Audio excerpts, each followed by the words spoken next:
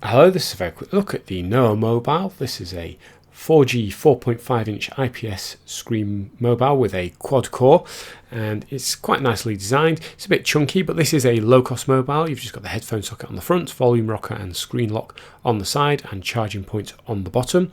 You can remove the back panel. That's just a plastic panel that pulls off. You see the battery there, and this is a dual SIM phone, so you can have two SIM cards, and there's the SD card, micro SD card slots just in the middle in between the two SIM card slots. At the time of review, this was running Android 5.1, and my initial impressions were that it was running it very well. The menus were very smooth, there was no lag, there's not much in terms of bloatware. You've got buttons along the bottom, although these don't light up, they're not backlit, but the screen and the bottom buttons all provide haptic feedback. However, after this initial good first impression, I tried the camera. This is an 8 megapixel camera, and you can see it's a little bit laggy to use, and actually the colours are way too red. The colour reproduction is terrible on this. It made the table look red, it makes everything look a little bit red. You do get a bit of depth of field, but the colours are very washed out. That should be a really nice green. Video as well was just okay. I've seen far better video, although it's fairly smooth. The colours again are really poor, and this although you'll get by with this, the colour reproduction is terrible, so you probably won't want to use this as your main camera, which I know a lot of people do. I also had a few issues when using this for gaming.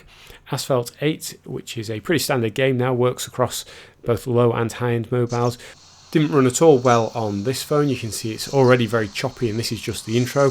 When we get going, you can see it's very jerky, very stop-starty, very unresponsive. It just wasn't a particularly nice experience. This is not going to be a good gaming mobile. Now, having said that, Asphalt 8 is just one game. I did try it on other games, and I did find actually that on Modern Combat 5, it actually ran not too bad at all. You can see this is now running a lot better than Asphalt 8.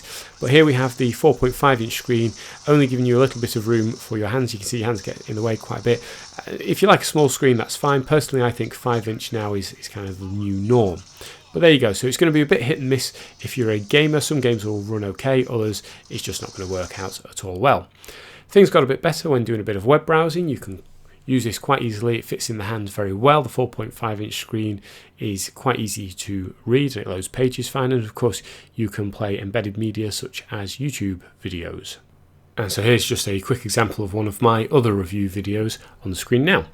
So a bit of a mixed bag for this phone. It's not what I call a cheap phone, but neither is it particularly expensive, and for that low price you do have to make sacrifices. The camera, while it works fine, isn't great. The colour reproduction is pretty poor, and it's a bit hit and miss when it comes to games. As you saw earlier, the Asphalt 8 racing game was terrible, wouldn't play, but Modern Combat 5 played okay. So if you're just looking for a basic phone, maybe just to do a bit of talk and text, a bit of surfing, this could be the one for you. But if you want something a little more powerful, you probably want to spend a little bit more money. Hope you found this short review useful. Thanks for watching.